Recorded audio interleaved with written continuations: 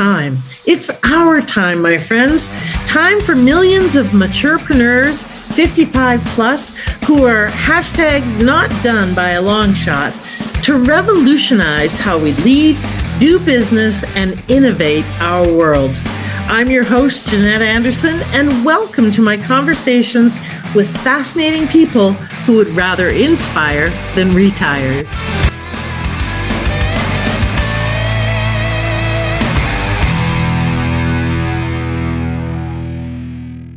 Hello, everybody, and welcome to this episode of the Maturepreneur podcast.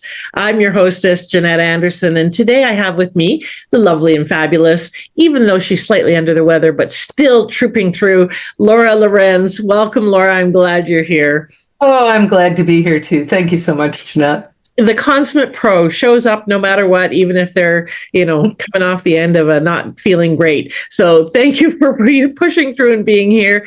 And you're calling in from North Carolina, right? Yep, Charlotte, North Carolina. Bet you it's warmer there than where I am right now in Medicine Hat, Alberta. Oh, yes, I would bet that is very true, although we're in a cold snap for us. Oh, okay. Well, the snow is gone now, but it did snow a few days ago. So, anyways, let me tell you all about what we're talking about today. Today, we're talking about intergenerational communication and how to relate to one another better and how to bring those differences together for more effective teamwork and productivity. So whether you are still employed and working within an organization that has everything from boomers to Gen X to millennials and Gen Zs, and oh my goodness, that's such an alphabet, isn't it? To being your own boss and having a team with some, millennial VAs or whatever it may be. Communication matters. It matters no matter what and no matter where we are. And Laura is passionate about making sure that each generation has their own value and communication styles, and that when we really understand one another, we can work together more effectively and get along better. And I think that's important work. And by the way, even if you're not working, I'm pretty sure you have people in other generations in your life, be that your family members or whatever. So listen up. This is how you can get them to, maybe help out around the house too. Okay, so I'm going to tell you the official word on Laura, and then I'm going to ask her to tell us all her deep, dark secrets behind the scene. So Laura Lorenz has built her career on a powerful belief that when you combine the right systems, transformational mindset work, and unwavering accountability, extraordinary results become inevitable, whether for individuals or entire organizations. Her deep experience with major corporate brands taught her that the same principles driving success in billion-dollar enterprises can be scaled to develop emerging leaders, optimize team performance, and accelerate individual professional growth.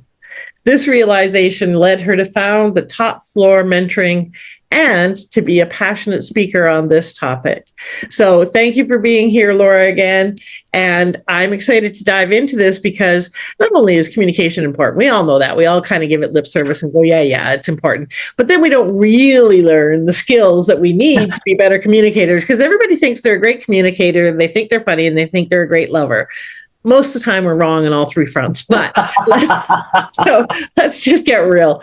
And we can always improve on all three fronts. So let's talk about, before we get into talking about and to each other, let's find out more about you. So tell me something that people would never guess about you that they might find surprising or isn't on your website and they wouldn't. Let's see. When I was a kid, I danced 6 days a week and I wanted to go to Broadway.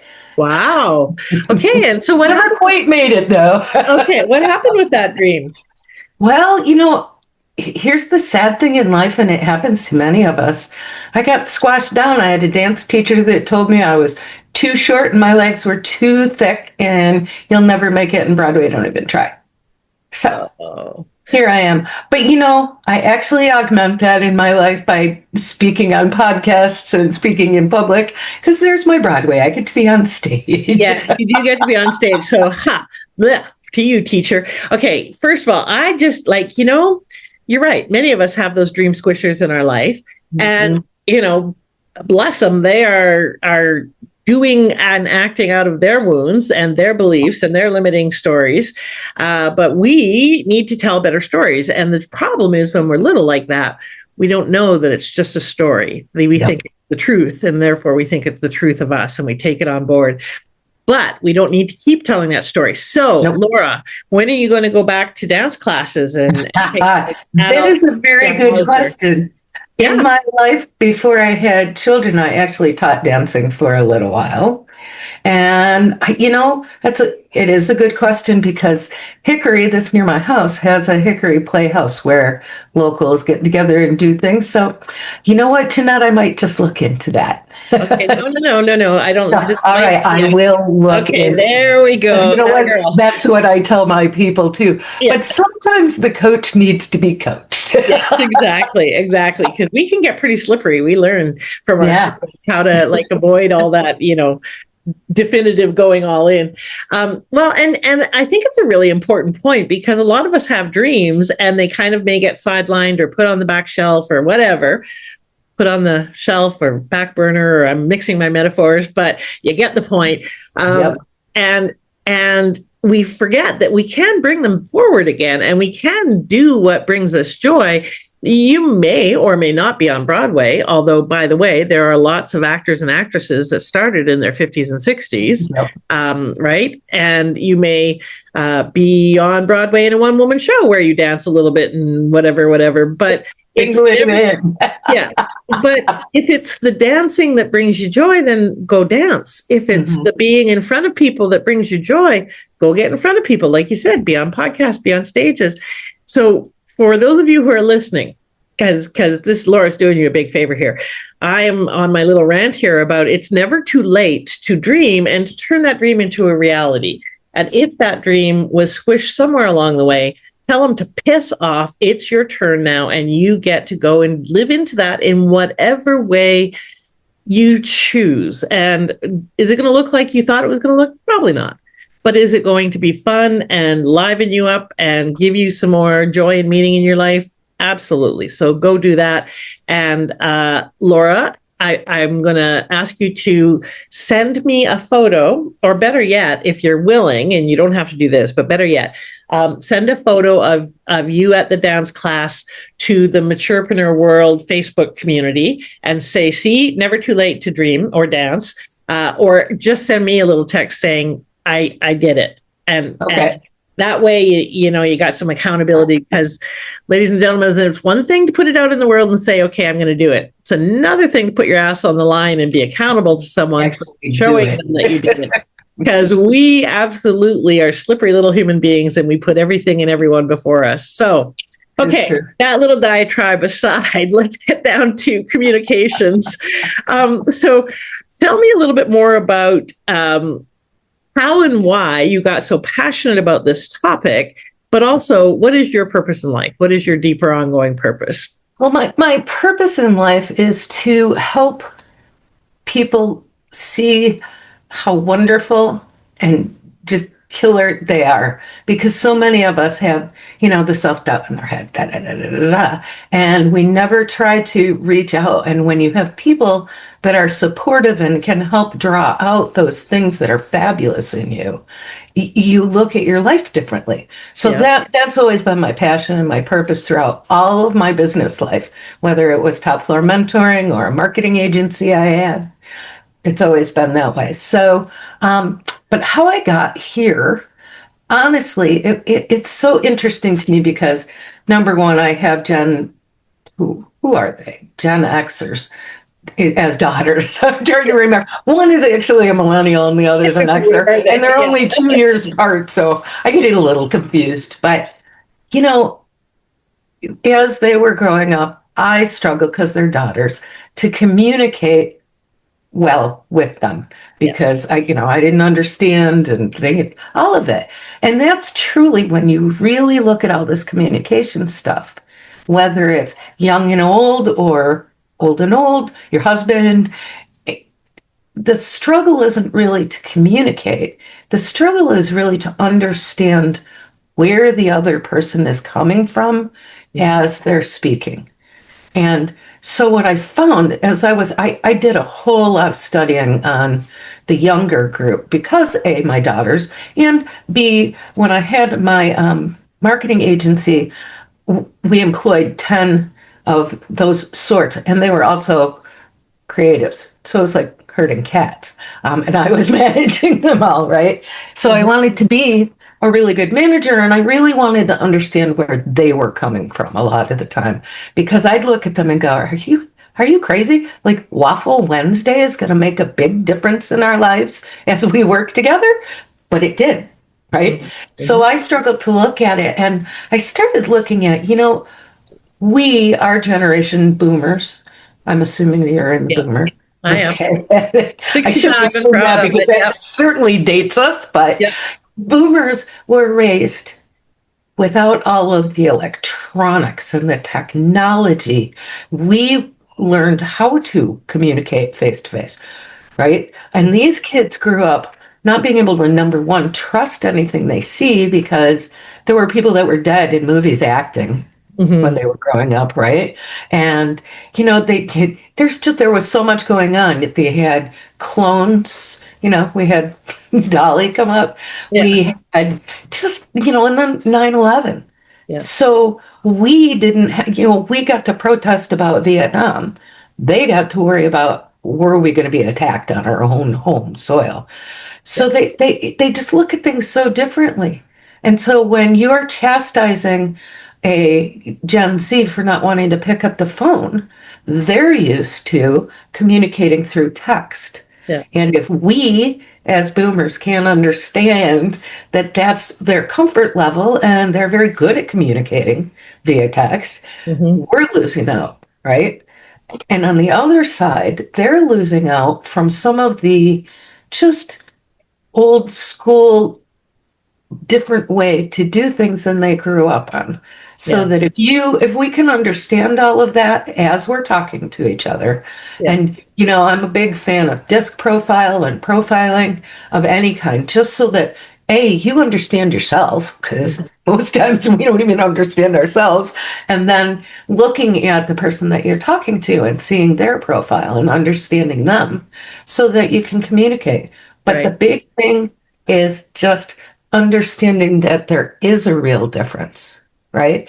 And then again, some of what they do is hijinks that we did in our 20s too. Yes. Right? That we forget, or conveniently forget, that we were like that too. Okay, there was a bunch of things you said, but I want to go back to your purpose, and you did what a lot of people do, the majority of people that come on here, or that I meet in life, and you told me what you love to do, which is to draw out people's talents and really support them in shining. Why does that matter to you so much? And I suspect it has something to do with the story you already told us, but why does it matter to you to really have people see their own brilliance? I think a lot of us do it because we weren't able to see our own selves, right? Lots of coaches go into coaching because they want to coach their own self. But yes, I think it's probably my why and my purpose is that people do not get put down, or if somebody does, that there's somebody else out there that looks at that and goes, "Pah, that's bull," right? And so that is really my why. You are right. Yeah. So that people don't feel like I felt, right? Yeah, exactly. And I think that's important for those of you who are listening, either already in your business. Our why is not what we do, it's why we do it. And you mentioned already, and it may or may not have been the inciting kind of incident about the teacher who said, you're not good enough. There may be a history of that in your childhood. Oh, yes. That's what I'll share. and exactly. And that theme became the thread that weaves through the tapestry of your life, of wanting people to be valued for the talents they have have, rather than put down and told, no, you can't be, do, or have this. You want to be the voice that says, yes, you can be, do, or have that, because that's what you longed for. And you're right. Most coaches want to fix the thing that they longed for or wish they had. Mm-hmm. Most of us who are in some service or healing profession or something like that, and many businesses are there to solve the problem that they wish they had a solution for. So if you're listening to this and you're wondering what your why is, just take a look at, what did you long for when you were little? What do you wish you had? Chances are good the solution you want to bring to the world, the difference you want to make, follow that thread. That is the thing that most of us are in our later lives following or trying to learn how to turn into what we do and how we do it. So I think that's a beautiful way to turn your wealth into, your wounds into wisdom, and to take that and turn that into something where you do for others what you wish you had. And in your conversation, when you're talking about helping people communicate, you're doing that same thing. You're saying, let's not make them wrong for who they are and how they are. Let's find the strengths in what they are doing and build on those. So you're bringing that same thinking to the communication conversation. The one thing that I forgot to say in all of that is we also have to look at our commonalities, right? Because I think that we get set up to think that there's nothing in common, and there's more commonalities than there are now. Yeah. Exactly. Well, human beings, all pretty much, stuff goes in the same way, it comes out the same way, and we all have pretty much the same BS stories and not enough story, and the same longings to matter and make a difference. So when we get right down to it, not very much difference. So let's talk a little bit more about that communication side of things. And I agree. I think the personality testing, whatever version of it you do, is really good for not only understanding some of those commonalities, but really what it does is tries to show you that there are strengths in every other way of being. Mm-hmm. And by the way, there's weaknesses or issues to overcome or challenges in your way of being. You haven't got it all together and you're not perfect, so get a grip kind of thing as well. Yep. And how to overcome some of those challenges. Do you have a favorite personality system? You mentioned DISC. Is that one that you like to use? Or I also like BANK, because BANK also looks at the other person deeply, whereas DISC is more an analysis of you. Yeah. Those are the two that I favor. Yeah. Awesome. Okay. My background and training was in social styles, which was from a way back. So very similar. They're all very, very similar. Whether it's Enneagram or what's INTJ? That's is that Enneagram? No. Anyway, there's a bunch of them. There is. Way back when, for my corporate job, they did the Myers-Briggs test. Myers-Briggs. Thank you. That's what I was trying to think of. Yes. Yeah. Okay. So let's talk a little bit about bridging those generations in the workplace. What are some, because some of the listeners here are still managers or executives or whatever, and working with intergenerational teams. Let's talk about some of the common judgments. So first of all, and we'll assume that almost all the people here are boomers or Gen Xers. What are some of the common judgments, AKA perhaps myths, perhaps not, that people have about younger generations, millennials and Gen Zs? So what judgments do we have? The first thing that I hear is that they're lazy. And you know what? I have not met a lazy young person ever. It is they want to do things differently than you want to do them, and they're easier ways than what we have done, because we've banged our head against the wall a few times, sometimes never learning, and then they come up with this stuff and they're like cutting corners and things like that, and that's lazy. Or they just don't want to stay after work to do things, or they'll tell me they're too busy with a project, kind of thing.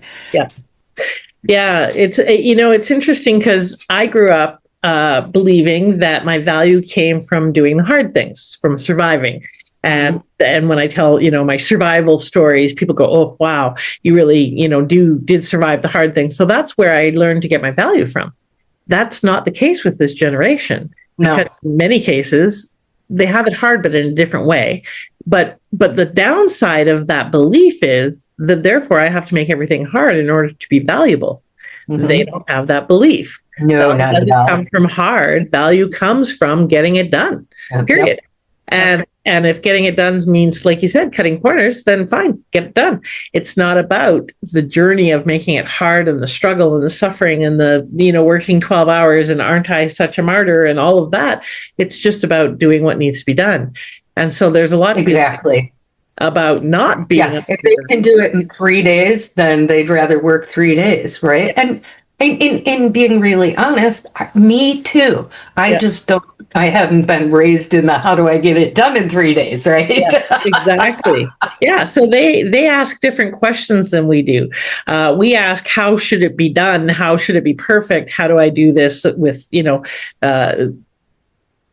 how do I do this the hard way is essentially what we're asking. They say, what's the fastest, easiest way to get this done? Or why would you do it that way? Yeah, exactly. I hear that a lot, that they always ask why.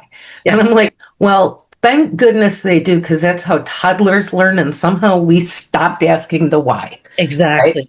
Well, and it reminds me of that story of the grandma and the ham, and in the pan ham at Easter, and she cuts the ends off the ham and puts it in the roasting pan. Her daughter says, "Why did you do that?" She says, "Well, I don't know. My mom always did." Grandma arrives. They say, "Why do you cut the?" I don't know, because my mom always did. So they phone her up at the old folks' home. Why do you cut the ends off the ham? Because I had a small roasting pan and it wouldn't fit otherwise, right? Yep. So many things in our life, we keep cutting the ends off the ham with no understanding of why. And these young people come along and go, "Why are you cutting the ends off the ham?" It's a really good question to pause and ask, because most of the time it's because something happened a long time ago that we've always done it that way. Yeah. Mm-hmm. Yep. And so, okay, so we have a judgment they're lazy. Really, they're in many ways smarter rather than harder, doing things smarter rather than harder. What are some of the other judgments? Well, that why thing I've heard from a lot of my cohorts, that it's just annoying as heck. Just do what I told you to do. Yeah. Don't ask questions. Yeah. Which is how we were raised, not how they were raised at all. Exactly. Right? The other thing, it's always, can they work from home? Except for since COVID, that's not as big a deal as it used to be, right? Right. I think the other thing I hear is that they don't know how to dress appropriately for work. Okay. Yeah. And that's all, man, put it in your handbook. Make them read it, make them sign it, so that when they come to work dressed inappropriately, you have some coverage, right? Well, and what is inappropriate, and does it matter? And is your standard based on some cutting the ends off the ham theory? Yep. If you've got a brand and everybody in your store wears, red T-shirts, then yes. But if you don't, is individual expression not welcome? And if so, why not? Exactly. So really pausing and saying appropriate based on what?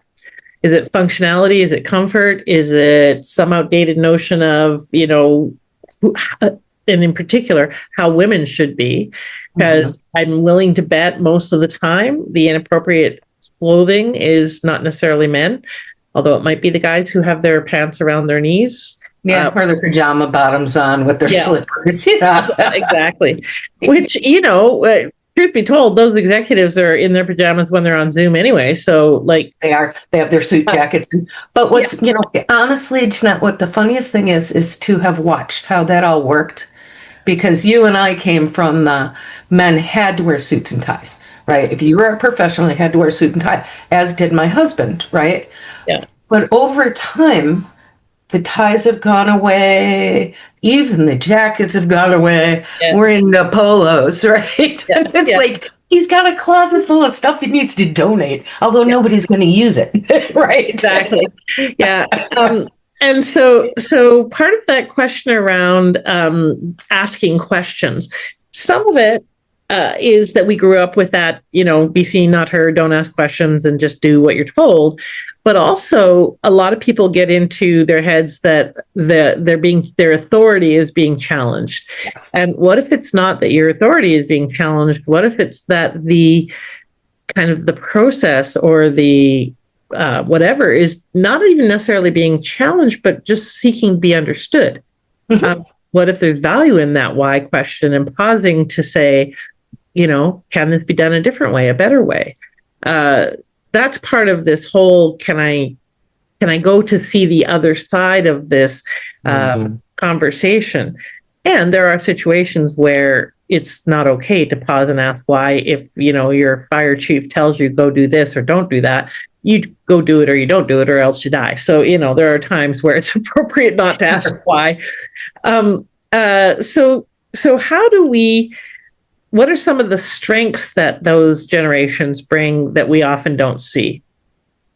I think that they don't have the same ego to bring up as we do, because we've worked really hard to get where we are.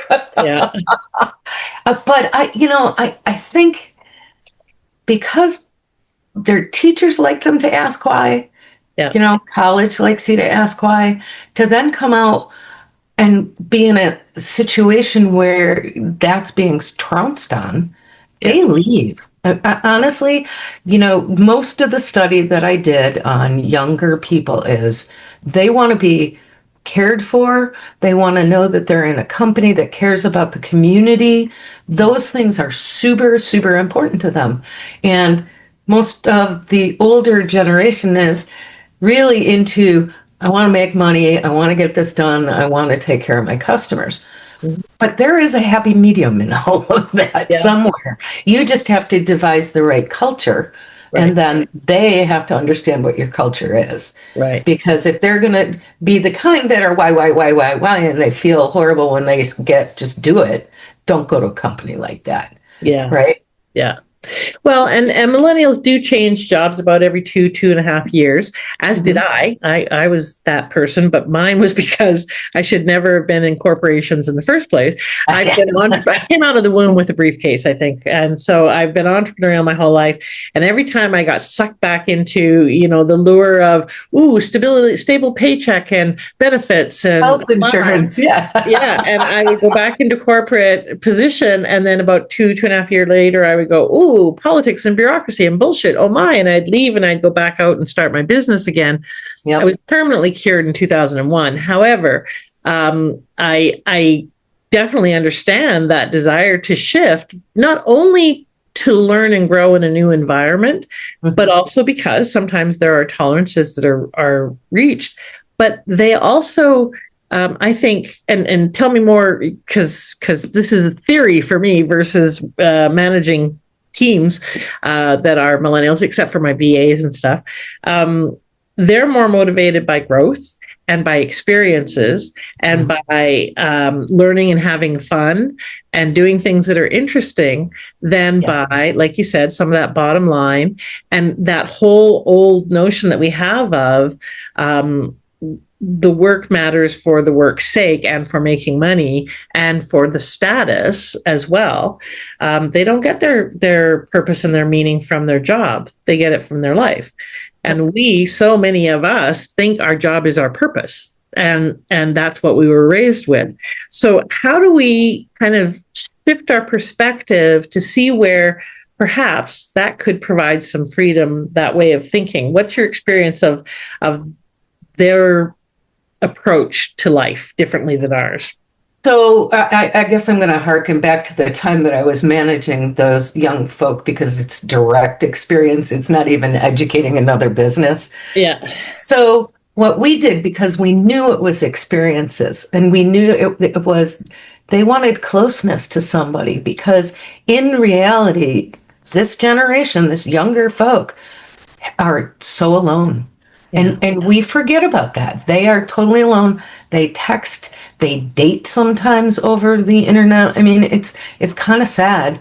I mean, so what we ended up doing is just trying to make things fun. Like one Halloween, we had several horror fans in our group. And so we had this small office space that we put up a sheet, and used one of our projectors, and we all sat outside and watched a horror movie and had popcorn. And I mean, people are like, "You did what?" Like, I got to tell you, we got more kudos about that than almost anything. Or the Waffle Wednesday, where they didn't mind making the waffles and cleaning them up, but it brought a closer knit group where they had a community. And I think that's so important for business owners to think about, because so many of us are out here, young and old, in our own offices all day. Yeah. Where's the connection? How do you make them feel important to your business? And that keeps them. I mean, I have a whole program around that for emerging leaders so that they will stay with the company because they're being educated on things that they didn't know and they know that they need. Right. So, You just mentioned something that made me think of it in a different way. You mentioned that they're very lonely, and that's true. I think that when you, just like all of us experienced with COVID, we got this real sense of disconnection from other human beings. We've got how to human together. And it's taking us quite a while to get back to that, I think, as a world. But that is their entire life experience, is that kind of disconnection and only being connected through, words and screens and so forth. And so they're very lonely. And yet they also are far more aware of the interconnectedness of us. And so that's why I think community matters more to them, because they are more contextually part of a larger community. They are aware that we are all one, bike away. Whereas we grew up with close-knit families and groups, small groups and small kind of enclaves of connection, and not very aware of the outer world, which is why we were so rocked when the outer world impinged on us and we went, oh my God, we're integrally connected to every other human being in the world. Who knew, right? And so in some ways, we are less lonely because we have these enclaves, these families and so forth, than they are. And in many other ways, we are far less connected to the world than they are, that sense of community. So we can really learn more about community from them. And they can learn more about, like you said, those close relationships, the primary relationships, the family relationships, the small community relationships, which I hadn't ever really kind of seen it that way before. And I think that's a really interesting perspective. Consider the fact that some of the people that we've hired went to high school online, or they went to college online with no connection. And that's usually where you're building all of your social skills, right? Yeah, exactly. So there's a lot in this topic that we can, could go into, but I'm also fascinated about you and your journey. So you've had your business for a long time, 37 years or something like that? Give or take. I've been in business one way or another in that line, but I've had 3 different businesses in the last 20 years. Yes. Okay. So your top floor mentoring, how long have you had that? This one, I'll be honest with you, this was just after COVID ended. Okay. Yeah. So you pivoted like a lot of people did in COVID. Okay. And what was that pivot? What did you shift to, and how is that working? Well, it's interesting because I shifted from purely marketing, which was my expertise. I love marketing strategy. I love strategy for a business in general. But I pivoted to general business and helping people during COVID and after COVID. And, the thing was, it was funny. I have a coach, just like I think it's important, especially to admit to other people who are trying to hire me, I have somebody who helps me too. We all need it. Yeah. I was going to him I had just started a business 6 months before COVID. I'd left the agency and started, and it was marketing strategy for small business. Great. Well, when COVID hit, small business went, I got no money for you. I'm just going to put it as honest. Yeah. I mean, who knew what was happening in the first 6 months? I mean, I'm not going to spend my money. So my coach said, come on board with me. You've been in business this long. You have an accounting degree, so you know all the sides of business. You don't have to pigeon yourself in marketing. So he taught me, number one, he taught me about coaching. Which I immediately decided I was a mentor and not a coach, because coaches let you come to your own conclusion. And I don't know, I have such a hard time. You and me both, sister. Yeah. Which is why I call myself a mentor. Yeah. But I could see that I could easily, a business plan is a business plan, like a marketing plan. All the things that you need to put in there were great. And the reason I ended up focusing on the younger profession is I could see that there were no coaches out there for young people because everybody wanted to make the top bucks with the CEOs. Yeah. And my passion is more about them than it is about money. money is a byproduct of doing the thing that I love, right?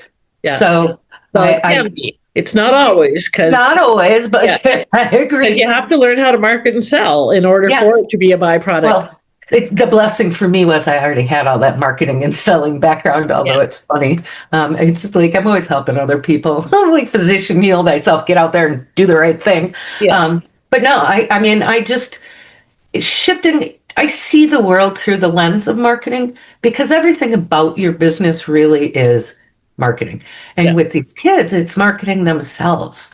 How can they get to be where they want to be? Right. And so, there are all kinds of skill planning things, but it's really about marketing yourself. Well, and on that note, so let's just have a frank conversation because lots of people listening to this are either going into entrepreneurship or in entrepreneurship and they're struggling.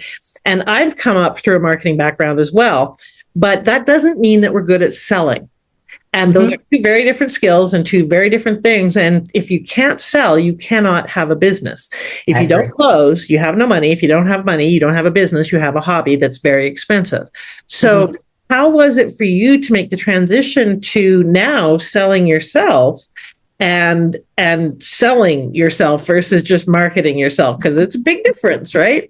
So how was that for you? I think I was born as a salesperson. Okay.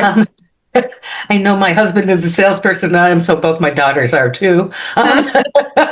So it's somewhat in your genes. Yeah. But I think I've always believed in authenticity and just being real and not, I don't like all the, what's the puppy dog clothes and all of those old things from our generation. That's just not me. It's like, do you have a problem?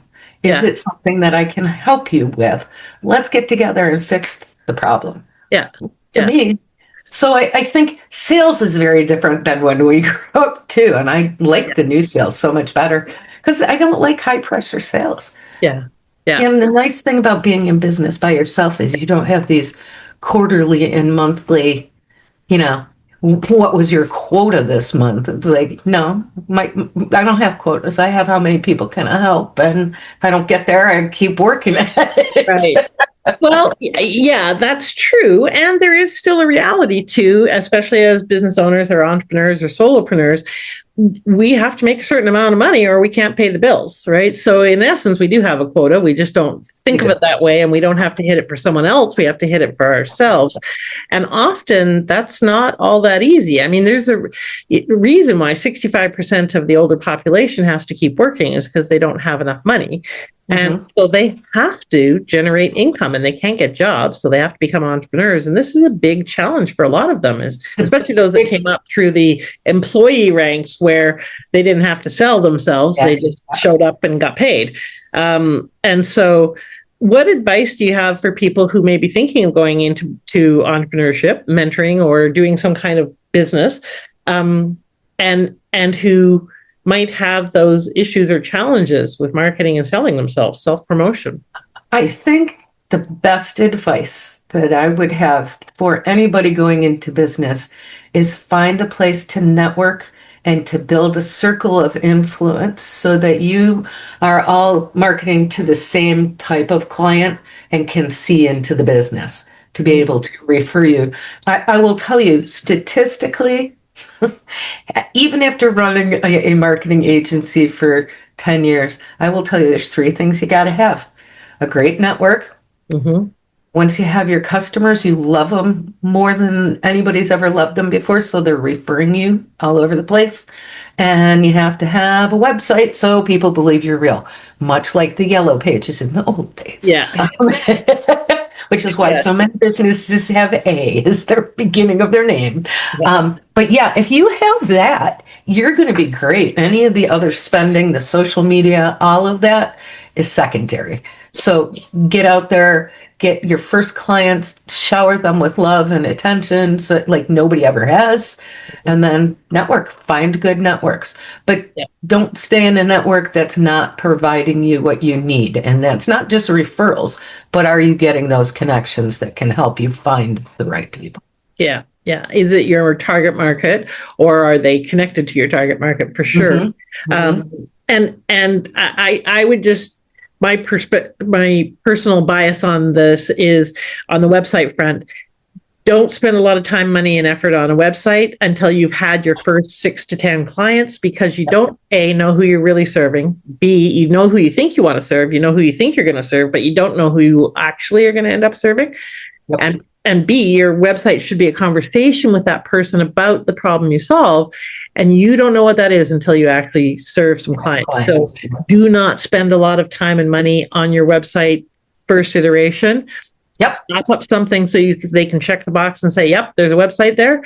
Yep. But you will end up changing it after 6 months to a year to 18 months. And that's once you know what you're doing and who you're speaking to, then you build a website that actually represents that. But yeah, it's a check. Agreed. I would definitely not spend a lot of money. It's a placeholder until, and it's so interesting to me, because one of the things we used to do a lot with the marketing agency is we worked with businesses that were in business for 3 to 5 years. So they had enough clients that you could really go, who are your top 10 favorite clients? Mm-hmm. Let us interview them to find out why they bought from you. What are the commonalities, all of that. Mm-hmm. Because 9 times out of 10, it was 180 from what the business owners were talking about. Yeah. So you are so right to not spend a lot of money until you get those people to talk to. So what's been your biggest challenge in your business over this last year?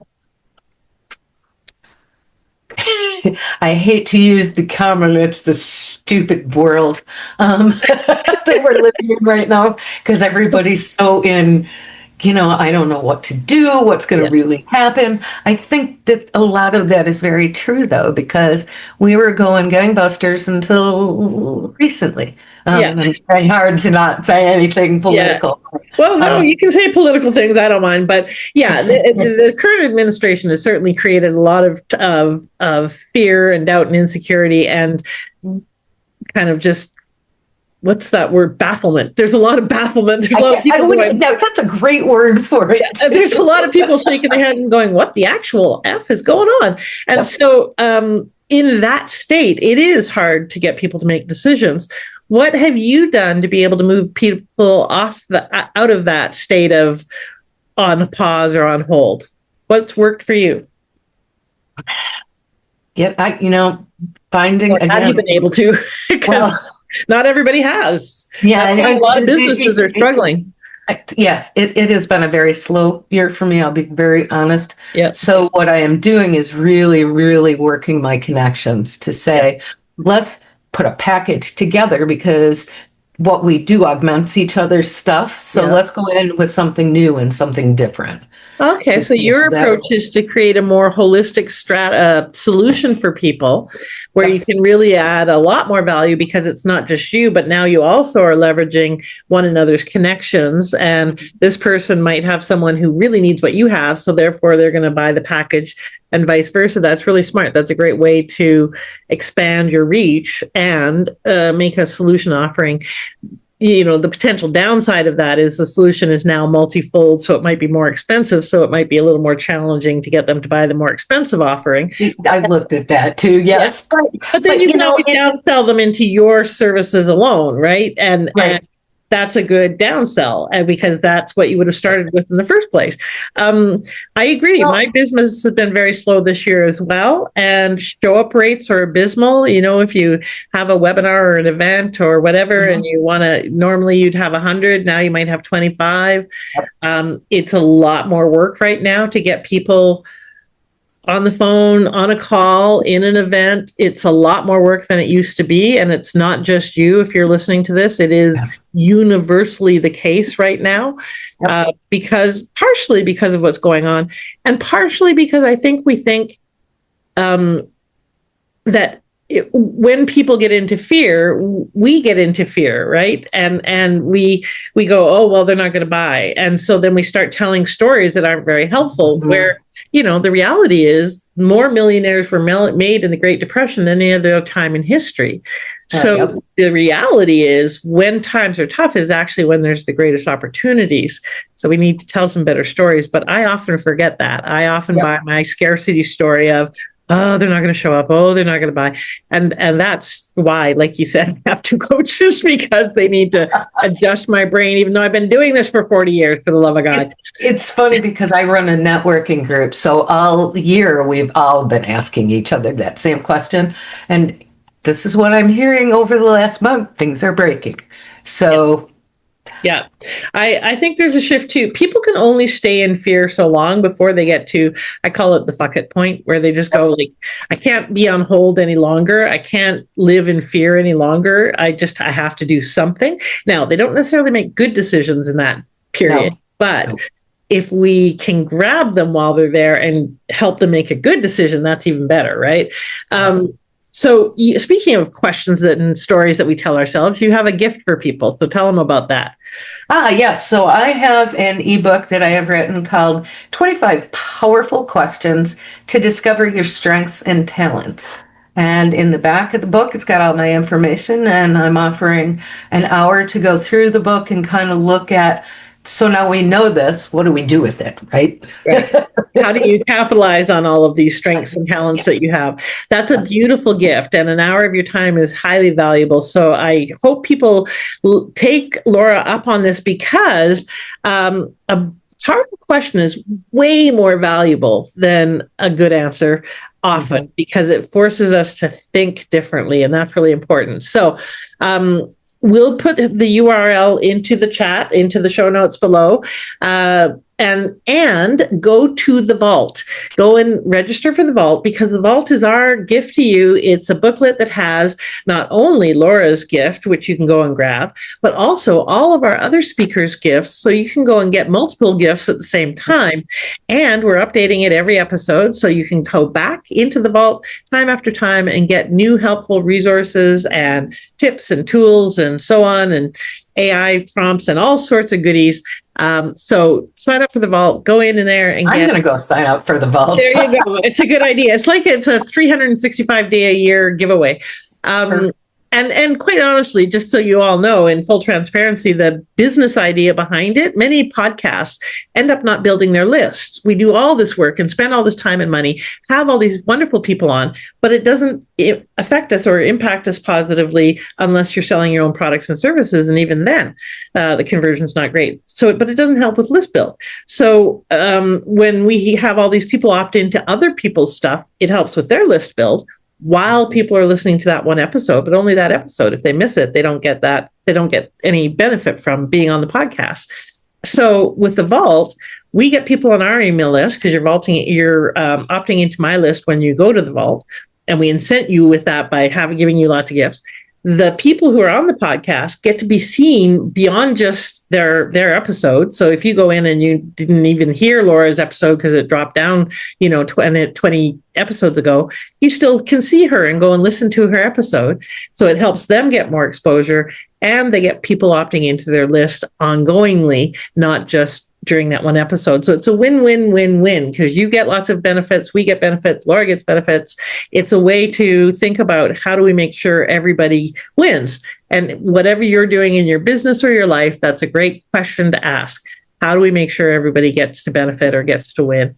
Yep. So please go opt into the vault, and please subscribe to the show, like it, provide a post, share it. Give me some love. That's all I'm asking. Just give me some love, okay? And more importantly, give someone else the gift of knowing that they're not alone, that they can, in fact, talk to their, Gen Z daughters and get them to, connect with them in some ways. There is hope for them by sharing this episode with them. You never know who needs to hear that word of encouragement. So please pass this on to others on your community, on your Facebook page. Share.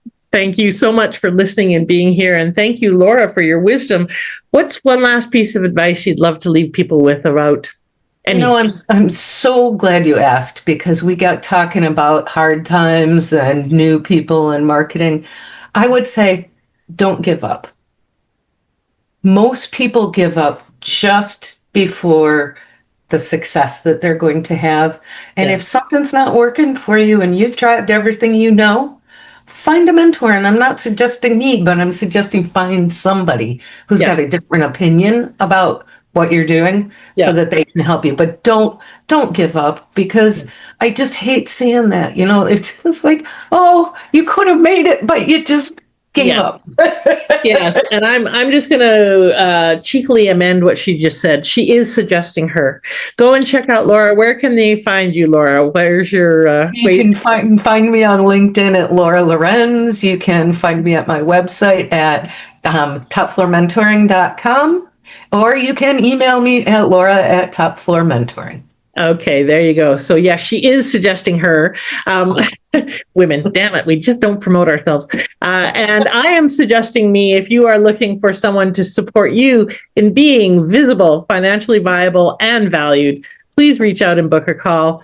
And we will talk about what's next for you, whatever that next step may be, because sometimes we just need to know what's the next right step, and then I can get going. I can get into motion.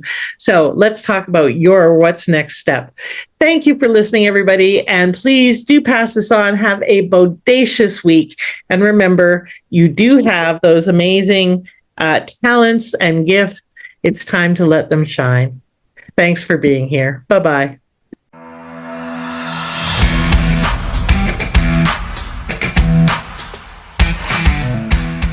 Thank you for listening. I'd love it if you left a comment and subscribed. And I encourage you to apply one aha from this interview right away so you can turn your wisdom into wealth and your contribution into positive change. Bye for now.